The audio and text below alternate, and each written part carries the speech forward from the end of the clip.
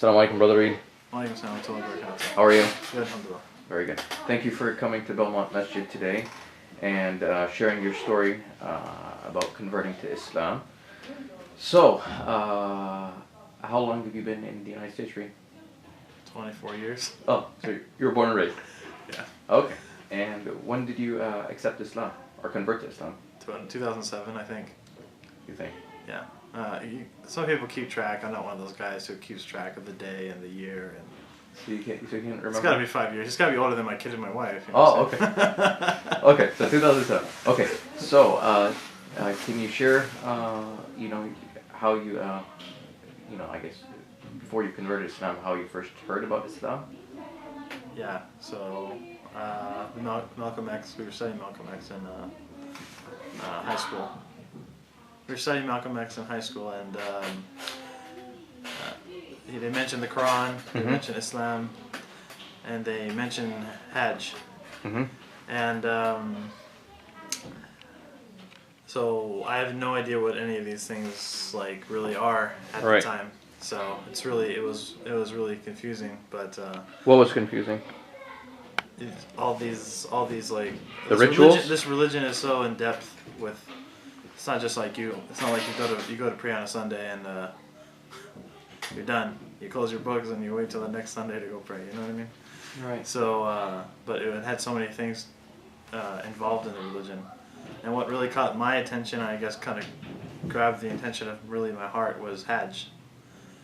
And the Hajj is the pilgrimage that every Muslim has to take to the city of Mecca. If they're financially and physically capable. Right. So, what's beautiful about Hajj, what really caught my attention was everyone's dressed in the white cloth ihram, I think, right?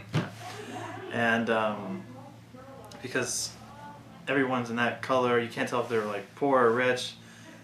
It's the whole mentality, kind of I guess in a way it's kind of tribalism mentality that a lot of people carry. Hajj erases that. You can't even think like that. So it totally takes that away. So that's what caught my attention, especially since I was in high school. I studied a lot about the Black Panther movement, all these movements involved in the 60s, and the racism and the civil rights movement and stuff like that. So I just thought it's interesting that a religion actually teaches that everyone's created equal. So. Well, that's interesting that you bring up. So what attracted you to studying about, I guess, the history during the civil rights movement? Because we live in San Francisco, around San Francisco, and it was a big deal over here, and it's kind of our history in California.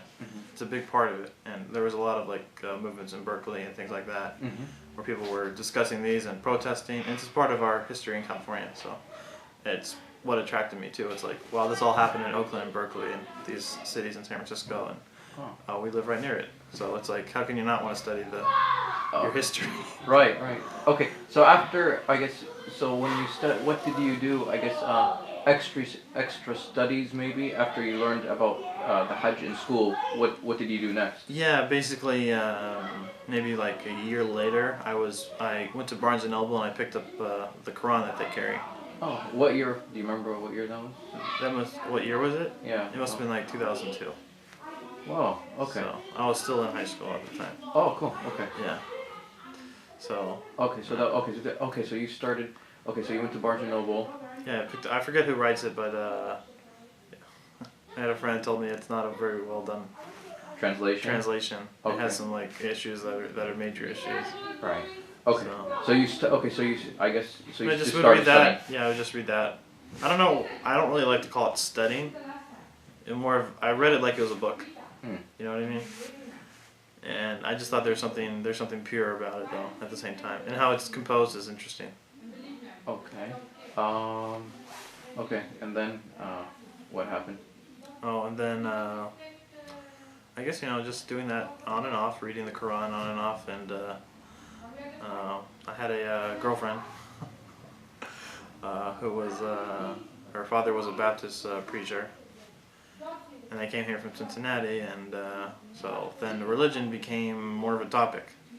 They were always telling me, "Oh, are you going to become Christian?" Da da da da. because at the time I was technically Catholic. Okay, so I'm like, no, I'm really like looking for a religion. I'm telling them I just don't know which one's the right one. And we had a conversation at a park, me and my girlfriend, and she was saying, like, what does your dad think about Muslims, right? And she says, well, they're going to hell. And I was like, in my mind, I didn't say anything because I didn't want to make her mad. In my mind, I was like, wow, this is shocking. What did they do? Because I always based it on character, and I always thought Muslims had the best character. So, and then we broke up, and then in 2007 I joined the Navy. And during that time, I was still trying to figure myself out, and I joined the Navy. I was supposed to be shipped out August 22nd, 2007. So at that time, about a month before, it must have been June or July actually when I took my Shahada. And when I took my Shahada, I found Islam through Google. So. Whoa. So that was August of what year? August 22nd, I was supposed to leave the United States to go, well, not the United States, but to go to boot camp. Okay. But before that, I was really looking into Islam as a religion.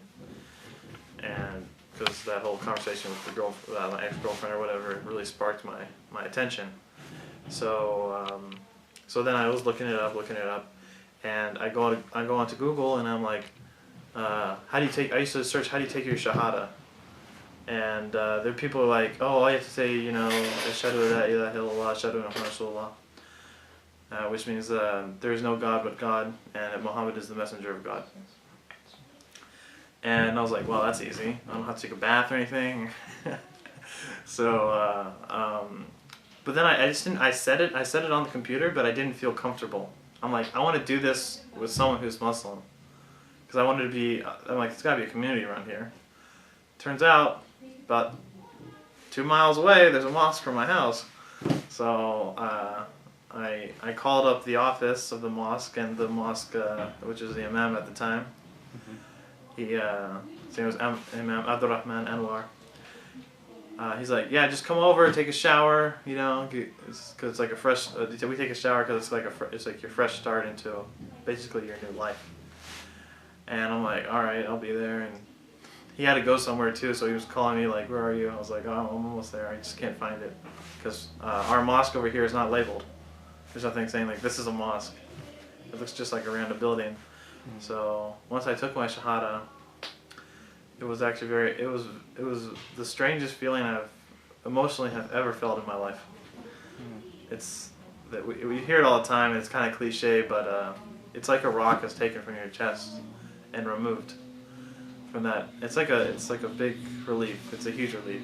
SubhanAllah. So yeah, that's how I became Muslim basically.